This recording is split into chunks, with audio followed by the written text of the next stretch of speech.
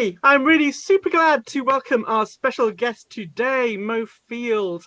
Many of you will know Mo as she was our special guest educator at Labs Harmony College in 2019. Oh my golly gosh, was that only last year? It feels like a lifetime ago. For those who haven't yet met Mo, she is Canadian, not American. She lived for a while in Sweden, where she directed the fabulous Stockholm City Voices, but she's now back in Toronto. She's in great demand as a coach, an educator. She's a professional contemporary and jazz musician and a songwriter in her own right, playing a mean bass guitar as well as the normal guitar, which some of you have just had the pleasure. And I believe that we will be returning to later as a special treat. Mo sings bass in the barbershop quartet Swing Theory, along with her partner Amelia. She's a member of 3 barbershop organisations, Harmony Inc., Sweet Ads, and the Barbershop Harmony Society, and was one of the first batch of female candidates to be certified as a BHS judge in the performance category. Don't worry, I'm nearly done. Speaking personally, I find Mo to be completely inspirational, and I know that those of you who have heard her give a keynote at Harmony College or who have been lucky enough to be coached by her would definitely agree with that. I cannot wait to hear what spills out of her amazing brain today. So without further ado, I invite Mo to take the virtual stage. Thank you, Mo. Well, I thank you very much. It's great to be here. Labs. It's like being back, and you're here, but you're not here, but you're here, but I'm here, but we're here. That means we're here, by any means possible. And I remember meeting many of you at the Directors College, and that was fantastic. That was really a great time to be there. And I've been trying to get to a Labs convention for years, and this is my first chance, albeit it's not the optimal way we hope to gather, but at least we're gathering. And, thank goodness we had technology when this happened. If this were the early, 1990s, we would have been a sad lot. So we're it was going to happen eventually. It's good that it's happening now.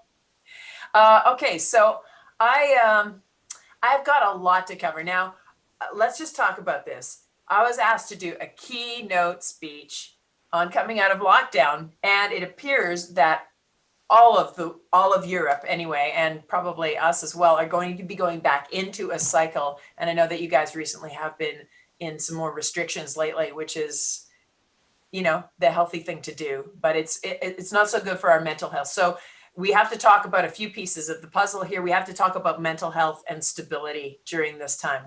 If we're going to talk about coming out of lockdown, we have to talk about what we're doing in lockdown, how it's affecting us, how we're caring for our soul and our spirit, our mind, our music.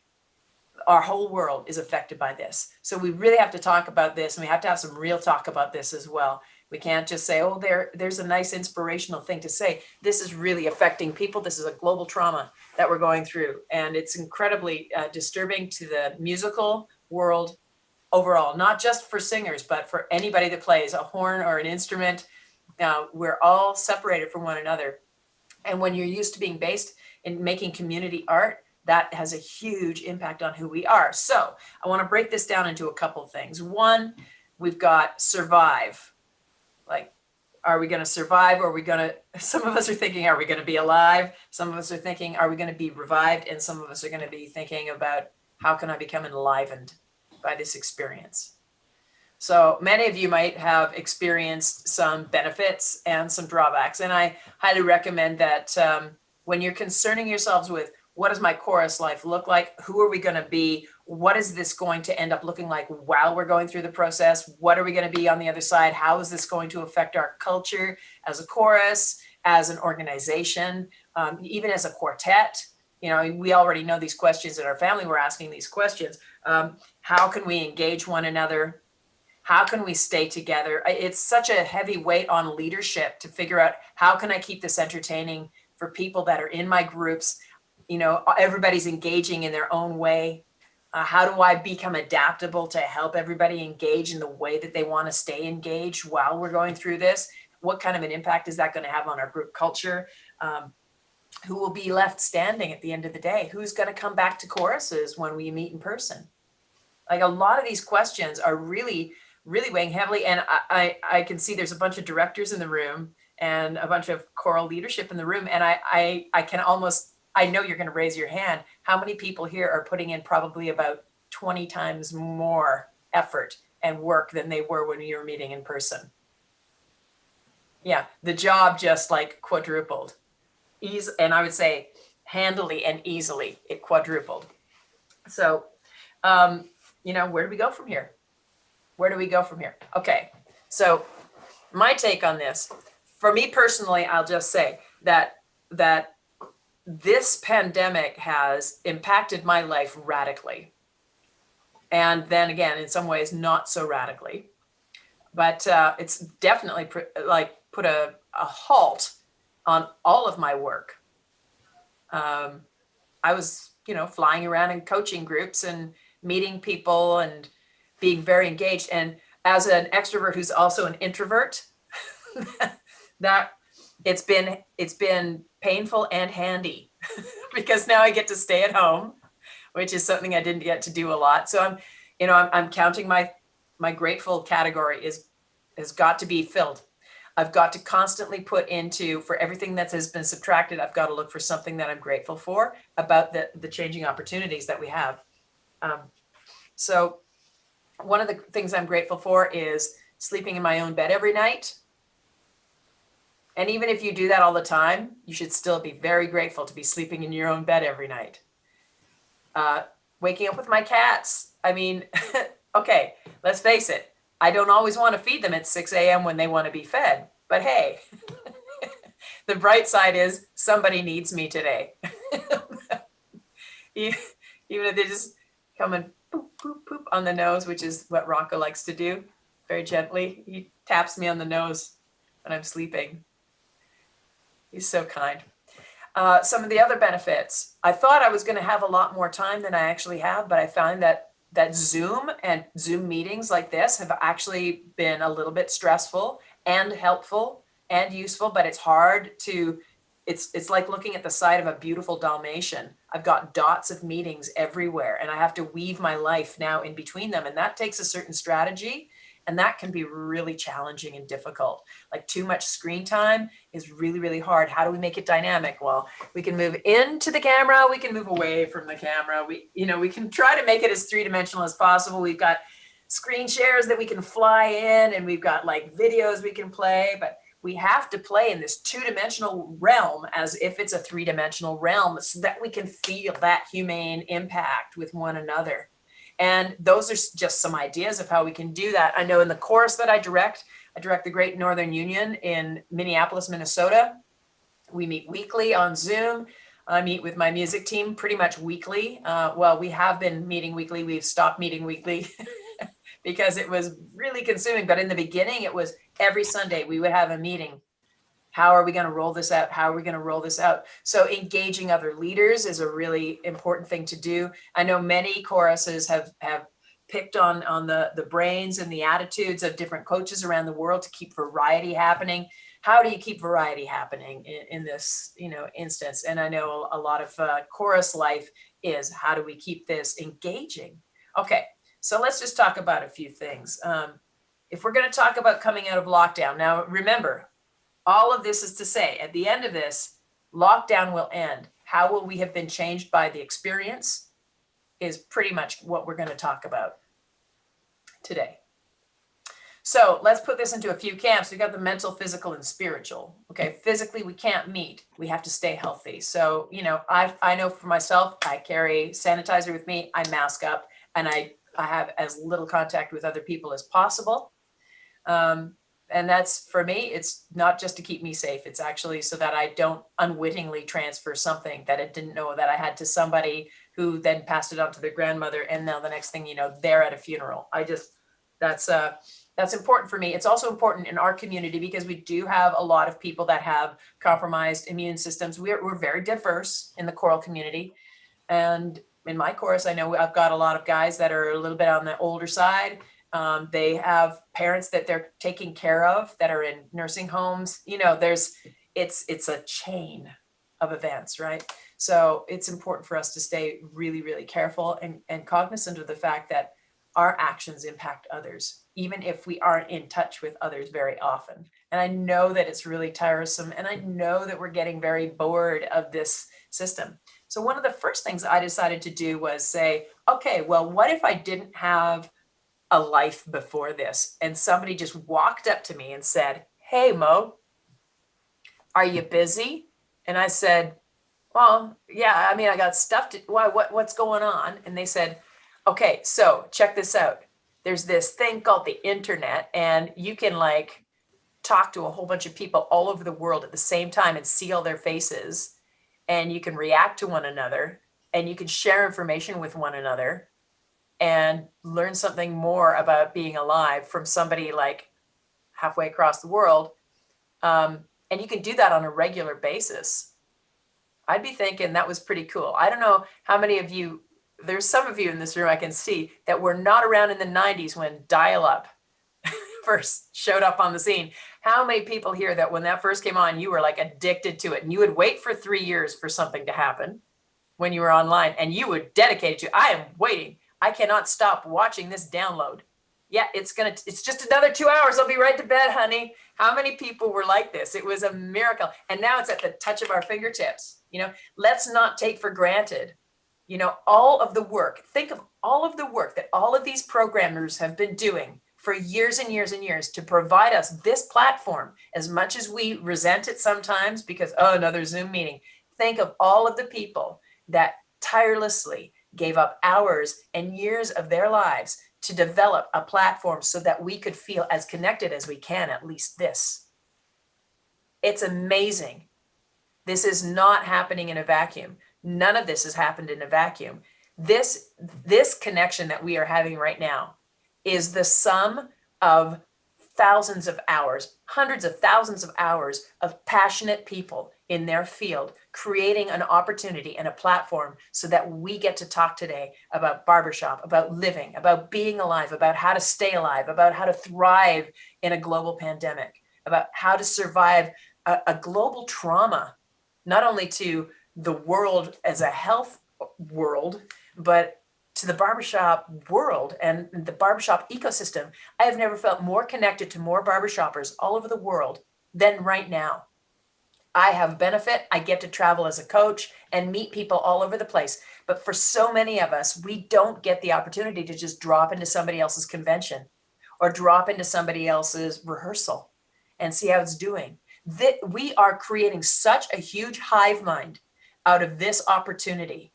It's unbelievable. We would never have even desired to do this unless we were forced to by a pandemic. Nowhere would we ever say, hey, we're going to create this platform where we can drop into everybody else's rehearsal. Most of us would have said, I'm far too busy to do that. I might. And most of us would not have shown up. And now we are craving it. We are craving it. And the next time there is a convention, wouldn't it be great to have like a worldwide barbershop convention at some point where everybody was like, can I go and meet those people that I've been dropping into their rehearsal for the last 7 months or the last year? Wouldn't it be great? Can you imagine what it would be like to bump into one another in person? You know, the first 3 hours, I'm sure we would spend crying. And then we would probably, you know, try to bust a tag. But seriously, the opportunities that we have right now have never been tapped into. We are pioneering something new. We are pioneering how to engage with one another in meaningful ways around something that is not just a theory. We know we can sing together. We know what that feels like. But how are we going to come out the other end is the question. How long can we sustain this before people burn out? And we are so concerned with people burning out. And it is true. We need to be concerned about this. We are so concerned about burnout with people that it's weighing on our minds. So I think it's actually up to us to go, okay, let's accept this. Let's accept what's happening. Because we don't know when this is going to end. We don't know how many cycles we're going to go through before there are better solutions for us to be able to gather in person. So let's just accept a new reality. And in my chorus in GNU, I went to my management team and I said, let's stop. Because, as the director, I'm feeling all of these messages about stress, and I can't handle the Zoom thing. And I lots of I can'ts happening, because I do believe the expectation is that I want something else. I'm used to something else. This other product, I keep waiting for it and it doesn't come. I keep waiting for it and it doesn't come. So let's just talk about the aspect of expectation. If our expectation is, yep, we're going to get back together, I can't wait to, and we keep repeating that narrative. And although that might be very true, and I can't wait to get back together in person as well, don't get me wrong. But if I keep saying that, I'm also reinforcing that somewhere mentally, I am disappointed that I'm not there yet. So every single time I have to show up for an event, I'm disappointed that it's not what I wanted it to be. And then I'm trying to make up how I can make the most out of it. What if I just started at the beginning and changed my own sense of culture around it and said, you know what? And this is what I did with my management team. I said, we are no longer the old chorus that we were. We are no longer the Great Northern Union. We are now a virtual chorus called the Great Northern Union. I mean, you take a name like Cheshire Chord Company, okay? Cheshire Chord Company. That means a gathering of people. So now your company can be larger than just people from Cheshire. For instance, my Great Northern Union now has some members that are in Iowa, 3 hours drive away, that are going to be part of our next virtual chorus. And they're great guys. And they needed some support, and we needed some support. So we became, we're doing this thing. And they're still very autonomous. They're still Vox Infinitus, and they're amazing. And we're still Great Northern Union, and we're doing our thing. But we've decided to do some things together. Now, that would not necessarily happen in our old life. But in this life, we are finding that we are enriched by supporting one another's product and creating opportunity. And yeah, virtual choruses create a lot of work for people behind the scenes. I'm going to show you a little bit later some of the things that I'm doing that is just like time consuming as heck, but so rewarding. So we are connecting with other people. We are connecting with other barbershoppers that are in our area. And it's amazing, like sharing the resources and getting to know new people and getting to look at new faces and go, wow, you're doing a great job. That passive encouragement that we give to one another is golden. I'm sure that some of you, when you're out and you walk down to your local corner store for something, if you can, I mean, now you're in lockdown again, but even if you have brief passing with strangers, one of two things happen in our world. Some people are just so pissed off that they just can't talk to you. And then other people want to tell you about like the silliest, craziest thing that just happened in their lives because they're dying for some interaction. Have you found that to be true? Like, I just had a conversation yesterday at the corner about pumpkins with a woman that had two of her kids in like a trolley. And, about how her husband like wanted to buy the larger pumpkins and the smaller pumpkins and why that trolley. The trolleys are handy. A meaningless conversation, but a meaningful moment. And some of the stuff that we are trying to survive right now, we don't see as being as meaningful as it can. And it's up to us to create meaningful moments in this condition. So the first thing I would say is acceptance is a huge thing about what's going on. This will determine how you come out of lockdown. Accept where we are and innovate where you stand. I'm going to say that again. Accept where we are and innovate where you stand. And some of us are like, I don't even know how to move this ball forward. But here's the joy. You've got the world at your fingertips. You can create collective moments, hive mind moments to share information with one another, to share inspiration. And even if you don't get a new idea out of it, at least you feel better about not being alone. Is that not exactly what we do when we are on stage performing for other people? I've said it before, I will say it 1,000 times. Our job as artists is to help other people feel less alone today. Just because you're not standing on a stage or standing on the risers beside those people does not make you less of an artist, does not make you less of a musician. It means you don't have the theater that you were expecting to have, but that does not mean that you are less of an artist, less of a musician, less of a human that could put your human capital to work for you. The next question is, how do I do that without an audience? Well, you do have an audience. I have an audience right here. I'm speaking to you. I will feel enriched because you asked me to come and do a thing. And whether or not I leave anything with you of value, I hope that I do. I can't control if I do, but I can be accessible. I can make myself accessible to other people. If I can help at all, I absolutely will. And after this, if anybody contacts me and says, hey, I want to follow up about blah, blah, blah, blah, blah, then I get to create that connection with that person because they've reached out to me and said, hey, I want to have this conversation. I want to drive this further. And we have that connection. You know, we're barbershoppers. Half of us are best friends we only see once or twice a year at conventions. Is that not true?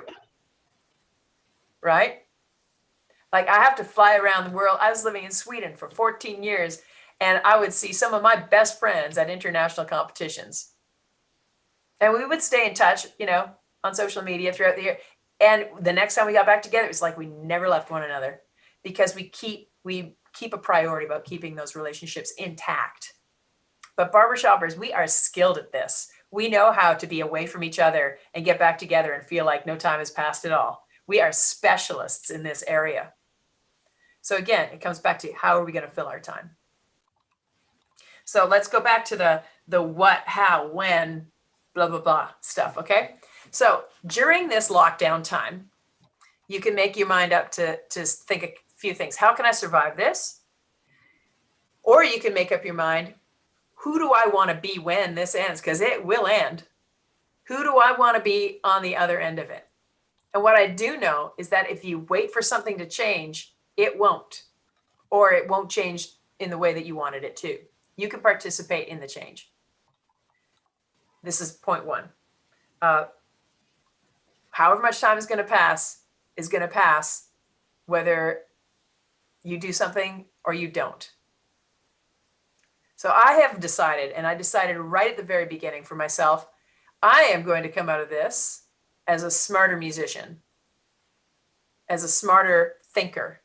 I'm going to come out of this knowing more about how people work because I'm learning about their stress. I'm learning about their brain. I'm learning about neuroscience. I'm learning about leadership skills. I'm learning about culture development. I'm learning about how to help people want to help themselves as musicians. So there are all of these different levels. And I'm apparently learning how to play the acoustic guitar better as well. I mean, I haven't really played very much in the past 20 years. I've been playing bass mostly. So Beatles a day has stretched my, calluses are back and formed. And it's good. It's been a commitment. I've committed to that thing. And now we're committed to it. And it's strengthening me in ways just because of repetition, just because of application, just because of platform. And that just was a thing that started off as, I think we'll play a song online to cheer up our friends. And we're like day 230 tonight in a row. And I've learned more about the Beatles than I knew before, for instance. So I feel accomplished. So no matter what it is that you need to feel accomplished about, anything creative will work for you. If it's not singing in a chorus right now or singing in your quartet right now, that's okay. If it's some other creative endeavor, the creative beast within us is actually the thing that needs to be activated, that you need to feed the most. On my chorus rehearsals, we have a member performance of the night. And I've had one of my guys was on there playing cello.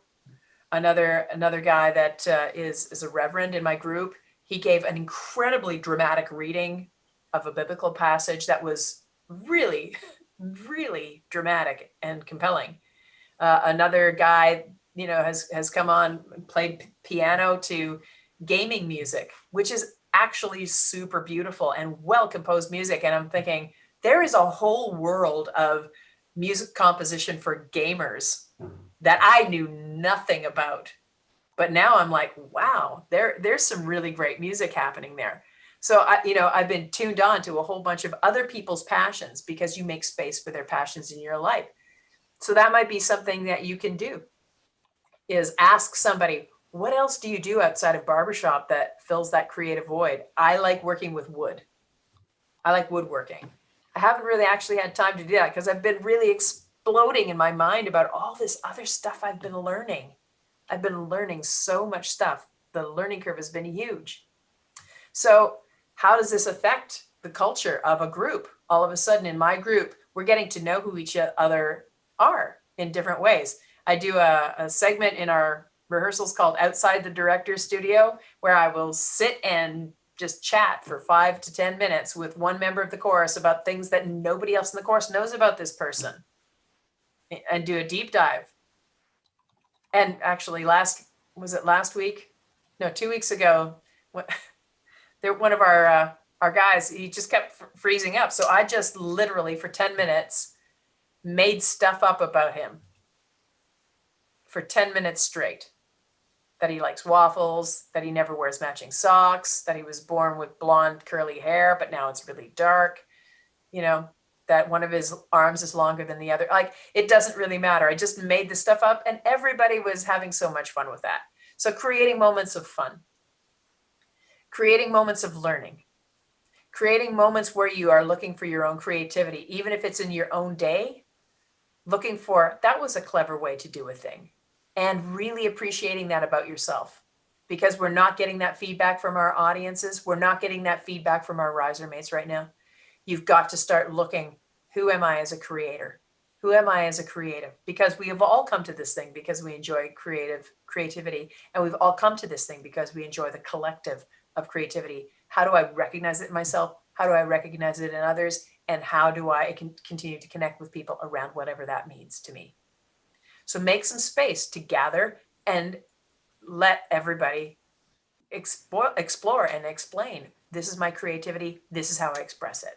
That's going to go a long way to letting people feel like they're actually seen and that there's space for them.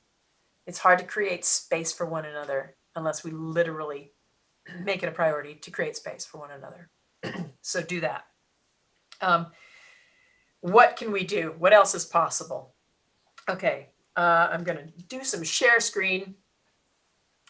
So one of the things that I've been doing with, and I don't work for any of these companies, by the way, just going to say that right now. But I've been exploring with my chorus, for instance, I've been thinking, okay, how can I help them as an educator? Well, what I know is during a pandemic, during lockdown, what we can do is become smarter. If nothing else, if I can help the individual musician explode, let's face it, I don't have to sing a note to be a musician. I don't have to play an instrument to be a musician. If it's in my head, if it's in my ear, if it's in my mind, I am a musician. Full stop. I mean, Beethoven could not hear and was a musician. He heard music in his head. This is where it happens. So get in touch with your brain. And the first thing I want to share with you, and I'm going to put it down in the chat, is the, maybe I'll just put the link down in the chat. How about that? Let me see. Where is it here? This is Your Brain on Music. Is a great book that you can look at. I think Liz has written some stuff about that in her last helping people harmonize, if I'm not mistaken. But yes, Your Brain on Music. There it is. I just put it in the chat. There's a link to some reading on that for you. So I think you should really, if you have not read Liz's Helping You Harmonize on brain activity, you should probably go and do that. But this has been something I've been passionate about for some years now, is how the brain works. Our amygdala. We've got to talk about the amygdala of the brain for a second here. It is the thing that gets scared. It's the barking dog. Reading on that for you. So, what's that? Somebody had a thing to say? Okay, or not. All right. Yeah, so it's in the chat. I've just put that link. Your Brain on Music. And if you are on YouTube, you can just Google, maybe somebody can take that link from the Zoom chat here and put it on the YouTube chat as well for people that are watching on YouTube. Go and check it out. Your amygdala, that's the barking dog that wants you to absolutely stop when you feel afraid. And right now there's a lot of fear going around. So you've got to do things to make yourself feel safe. You've got to be in environments, you've got to create safe environments so that people feel safe. Because as soon as we shut down, folks, we shut down. And the gray matter doesn't want to learn. It doesn't want to grow. The gray matter, by the way, in our noodle, if we're not using it, we lose it. And we start creating new gray matter for the things that are pertinent. That's part of what we do as human beings. That's how we evolve. And we've got lots of capacity to hold lots of stuff up in there, but you've got to start using what you know or you will lose it. Sing every day. Do something every day. Sing in the car. Come up with a routine. Come up with a habit that really helps support that. Super, super important. Even if you're singing alone, duet with one other part. Sing along, like Jen Cook has put a bunch of tags out that are, missing a part so you can sing. I'm sure Hannah's going to be doing the same thing. Sing along with some of your friends. Sing along. Get them to make like 3 parts. One, yours is missing stuff. And sing along with it. Get singing just to keep singing. Make a commitment to somebody that you're going to call and sing them a song every day. I can guarantee you after about 15 days, you're going to not want to miss a day. Even if it's just like, 30 seconds. Just call them on the phone, sing.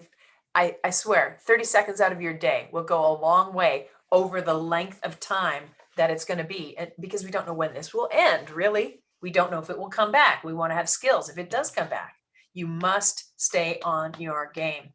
And I know some of us, that's really hard to do because we've really relied on the collective to carry us through. Now, let's just take these thinkings and move them over to chorus culture or quartet culture or community culture. So this is an opportunity for us to tighten up whatever our culture is right now, where we stand. We can still develop our culture, our foundation, our grounding, our belief system, our code of conduct with one another. These things are some of the most important things that you can do to solidify who you are as a group. And I would dare say that us singing in person has somewhat stopped us from doing this developmental work that we need to do that actually strengthens our ability to be better at singing and performing and being together as a collective when we are together.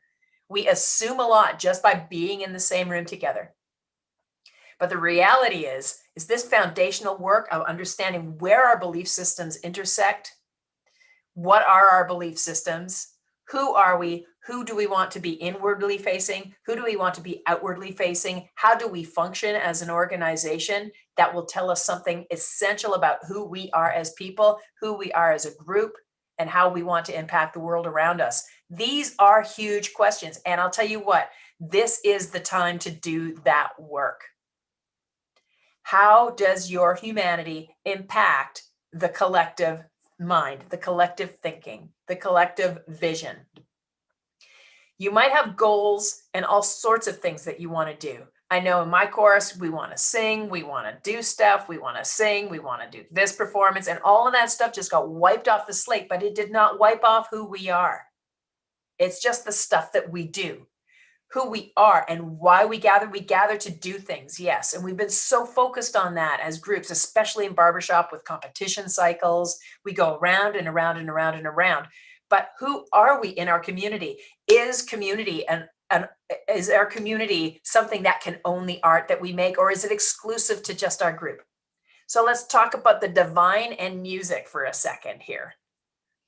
Music is a divine experience. I cannot help it. I will shout it from mountaintops.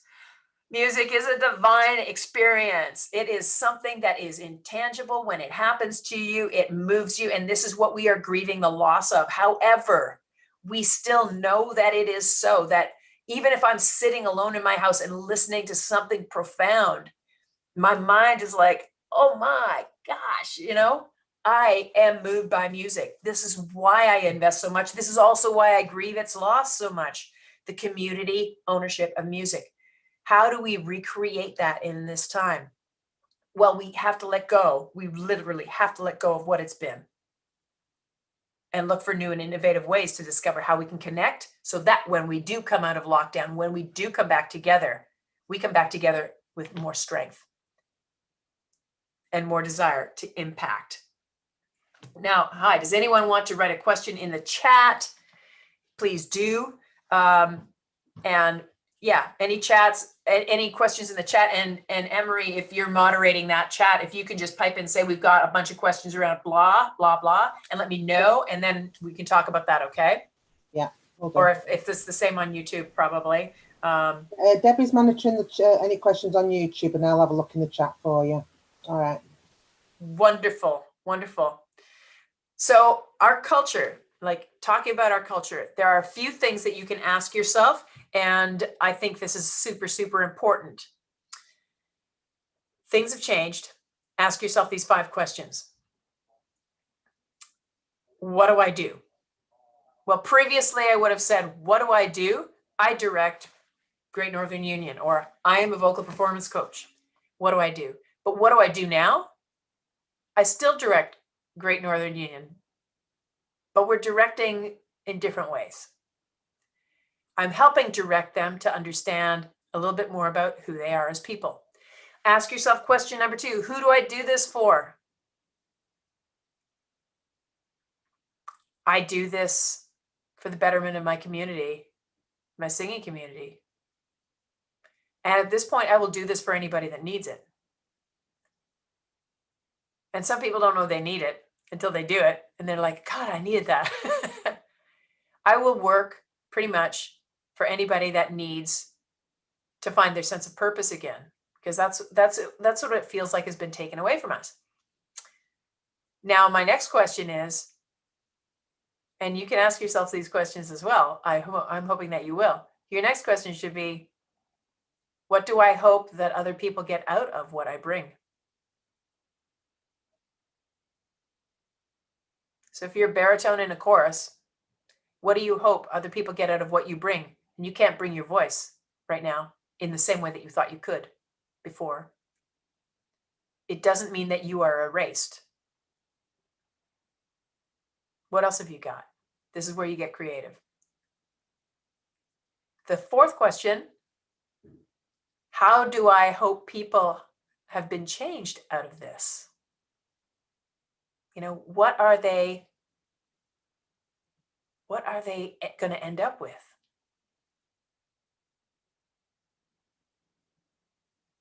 And then you go back to asking the first question again, which is your 5th question, which is still your first question. So what do I do? I know for me, the answers to those questions in this day and age, I am helping people reconnect with their sense of humanity, whether we sing or whether we don't. Connect as a community that wants to connect their humanity. Now, if that does not speak to personal harmony, I don't know what does. That to me, I don't know if there's such a term, but I call that meta harmony. I call that meta harmony. We are in a situation where we get the opportunity to find out exactly what kind of fabric we are and how we intersect. And we're a bunch of different thinkers. You know, some of us are linear thinkers, that I need my goals to be A, B, C, D, E. I need them to go this way. And it's upsetting me because I can't, there's no logical to this. And this seems a little mystical. And you're right, it seems a little mystical. Okay, just sit with that for a second. Some of us are matrix thinkers, and there's different kinds of matrix thinking. And right now, in this 2-dimensional format, actually, the thing that is challenged the most is to help people understand how matrix they can think. Let's explain matrix thinking for a second. Matrix thinking is like Iron Man, when he goes, if some of you have seen Iron Man, he expands that ball and all of a sudden you can see how everything connects. Now, a lot of us are not matrix thinkers and some of us are. There's different kinds of matrix thinking where you think, I can see point A and then I can see point F and then I can see point L. I can see all of these points. And I know that there's stuff in between, but it's gray to me, but I can see all these other things. And I don't know how to make them connect. Okay, so what you need to do is find somebody who's an A, B, C, D, E thinker and talk to them and create that connection and figure out, I've got all these blurbs, I don't know how to make sense of it. And they will help you figure out how to make sense of it. And before you know it, you're understanding them, they're understanding you, and you've created connection. You could be a spiral thinker, and spiral thinking and stressful times go hand in hand, because a spiral thinker will probably really drive a linear thinker nuts. A, B, C, D, E must go this way. Spiral thinker will be like, right, so I found a spare sock in the dryer, and I don't know where the other one is. I can't find it anywhere. I've looked all over the house. And by the way, I meant to clean up the new cutlery drawer because I got that tray the other day, but the one portion of the cutlery drawer is too short for the forks. It fits the little spoons, but not the little forks. It drives me crazy. I'm going to go to the basement. I'm going to make a little tray that fits those forks. But while I was down there, I realized that I haven't really cracked open the miter saw for a while. And it got me thinking, have I actually, that was on layaway. Have I paid it off yet? Maybe I should go up and do my taxes and see if I've got that extra money that I can buy that workbench with, because you know what, but my neighbor's moving and she's got that extra wood that I need, and I got to gather that wood, but I got to get it in the basement. Can't get it in the basement because I got to move the dishwasher out of the way because it's the old dishwasher. The new one's coming in. Wait, right. So that has to happen first, but then wait, I can't do that because if the cats get out the back door while I'm loading the wood in, so we've got to get the collars for the cats. The cats, where are the collars? They're the front door. That reminds me, that old hose has been sitting there for a while. It's got a crack, and I should really just get rid of that, but I have to do the recycling first. But what about all that stuff in the back that I've been should I just go down to and get the big bag thing for $50 and then they'll take that away for me anyway? That's what a spiral thinker does. But I will come back to the point and I will say at the end of the day, right, okay, I can see how all those things were connected. And at some point I will come back to the point and I will say, right, okay, I will get on with this next thing that I have to do. But I had to go through that process of going through all of that stuff to go, all of that is what's floating around in my brain. And this is what stresses people out, because most people don't know how spiral they are and how matrix they are. It's all there. They just like, when is it going to stop? Well, you know what? If you can accept the fact that your brain will always keep trying to spiral, your brain is always going to keep trying to make connections out of everything that's happening. And right now there are so many spinning plates happening for all of us. It's stressful, right? Make lists. Make a list. Make a list. I have on my whiteboard over here lists of stuff and another base because, clearly there's not enough. Make lists. And sometimes your lists will change, and that's totally cool.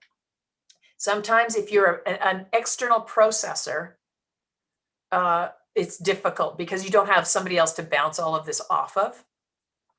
Find somebody who is a systems person that wants to hear you and connect with them around this. And then get back to your questions. Bring your questions to your chorus. Do them personally for yourself. Bring your questions to your chorus. Who am I? What do I do?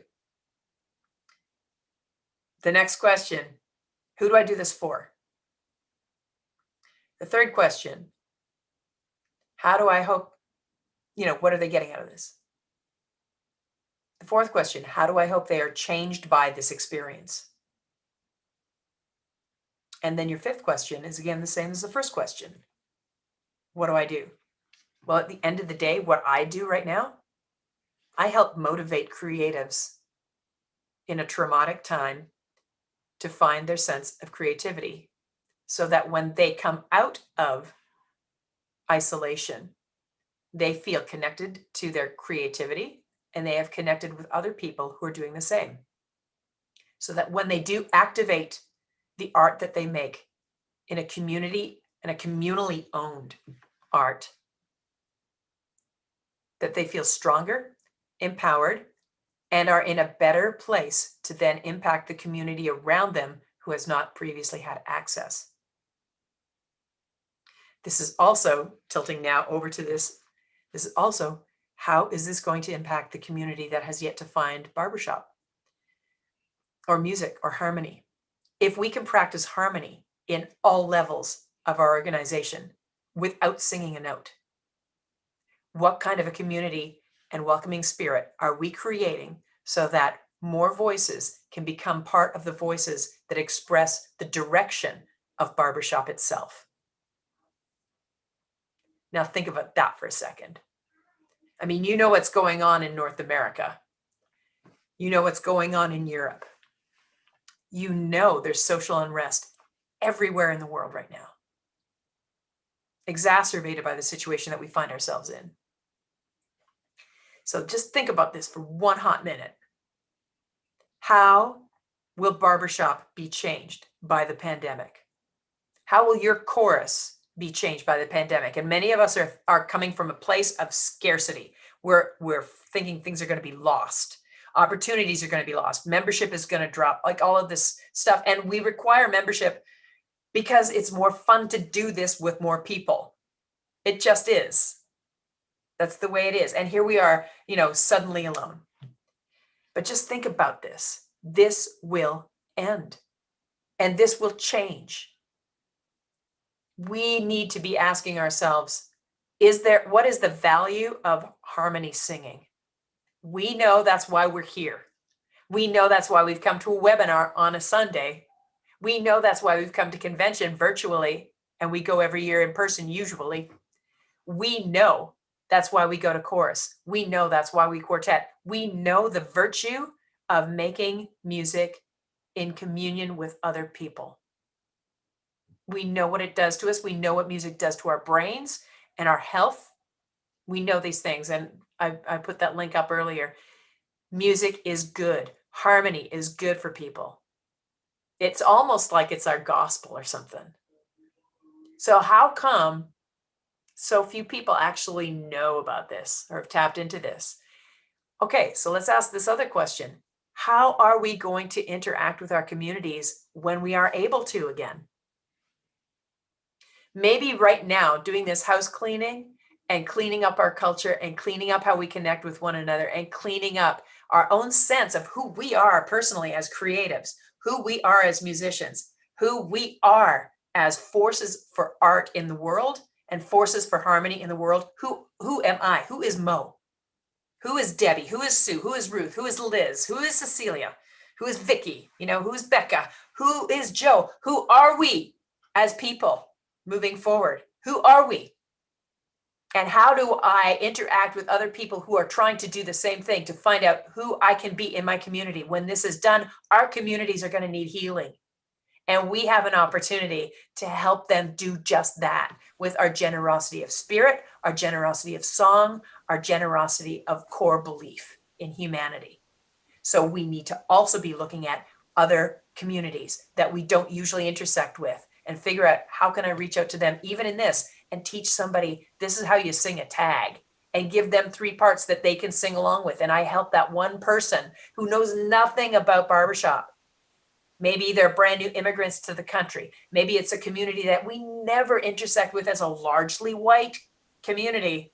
Maybe we can start intersecting with other diverse communities around barbershop or harmony. Harmony. It doesn't even matter if it's a stock barbershop chart or if it's a contemporary a cappella piece. It doesn't matter. Sound coming through our bodies in connection with somebody else's sound coming through their bodies is a healing process for human beings. We know this. So how can we set ourselves up to avail ourselves to be more readily available, to be with other people, to make art, to make harmony, to make music? We can do that work right now. As a matter of fact, I would say lockdown is a blessing for us in order to focus on exactly this.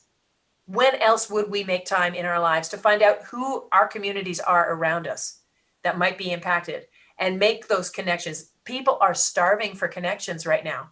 If we can figure out some ways to make connections with people and let our music be informed by new voices, then not only does, the music that we make grow and change, but the connections that we've made in our community are connections that no politician can make. No politician can make. This is heart to heart, human to human, person to person. Music is our universal language, and we are so good at it. We are so good at community and music and harmony. These are the 3 things that we've got going on, and we can create harmony without being in a room together. I know we can. We're doing it right here, right now, by doing this. 10 minutes, Mo. Sorry to interrupt. No worries. So that, in a nutshell, is what we can do. And, you know, night or day, you can message me on social media. Hey, Mo, just let's chat. We can do it. And it's done. And you're inspired, or I'm inspired, you know, or Pam's inspired, or Kate's inspired. You know, we have the power to do this. But you know what? It starts, instead of relying on the director telling you what to do, it starts with you directing the collective. I mean, each one of you. And I'm looking at it, each one of you right now. You have this power to do this. And that's awesome. It's daunting and it's awesome.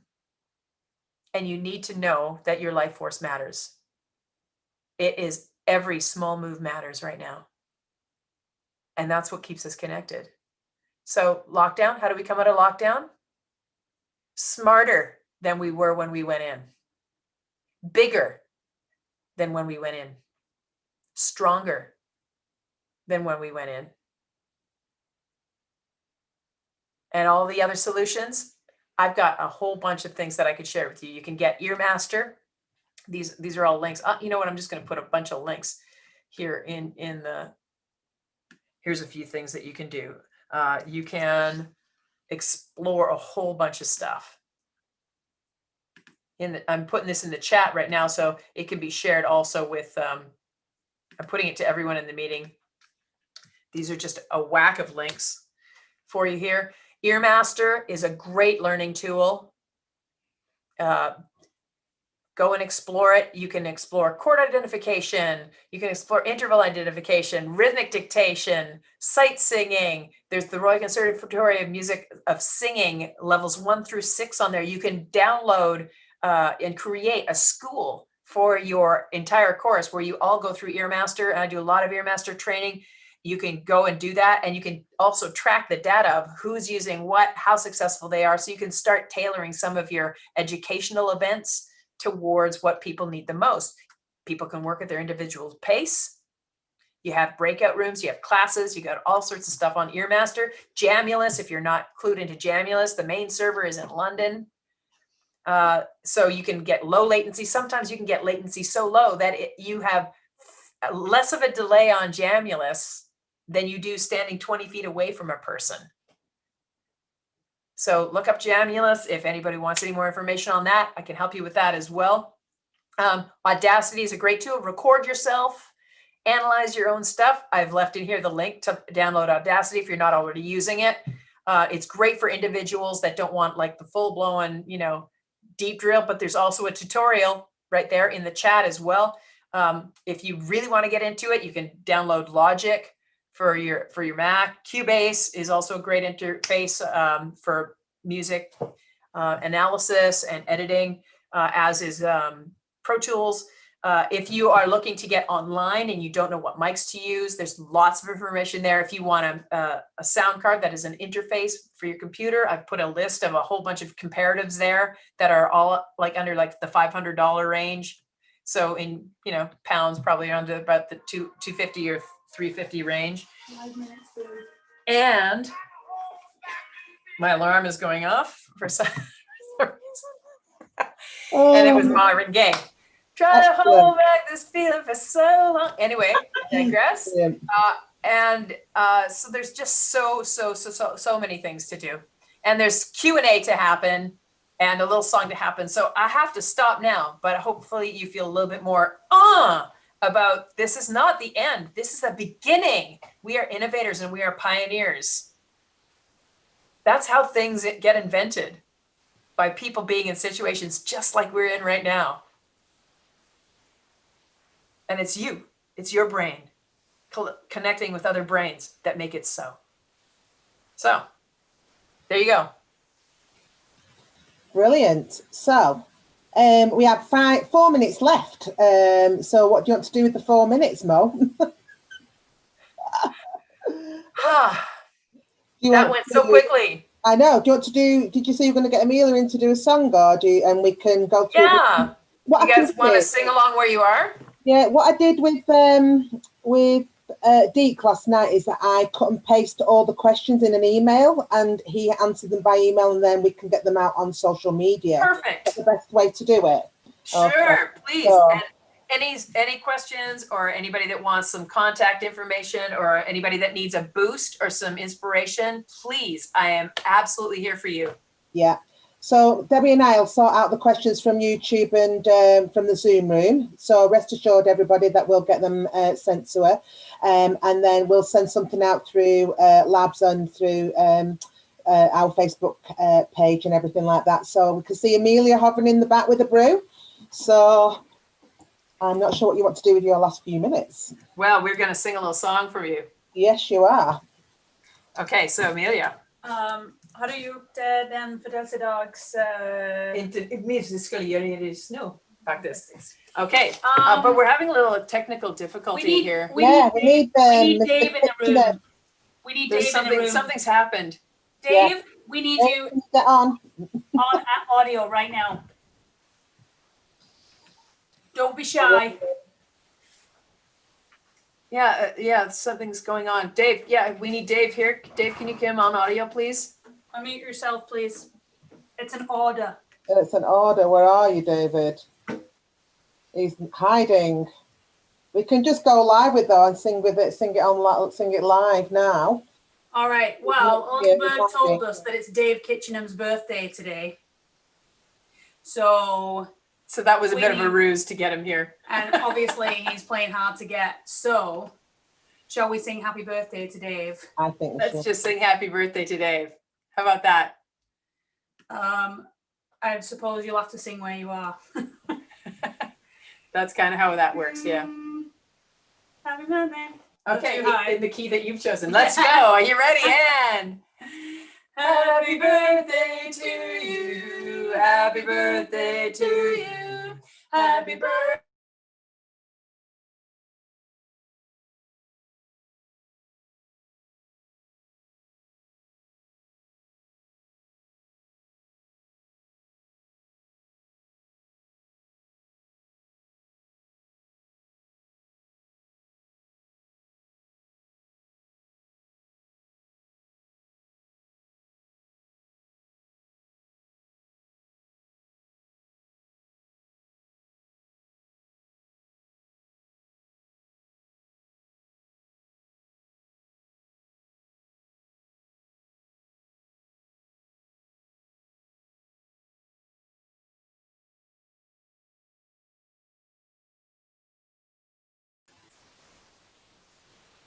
We've lost them.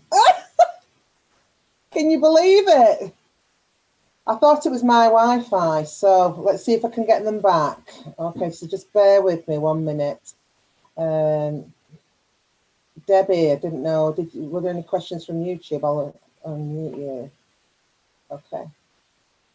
Let me try and unmute you.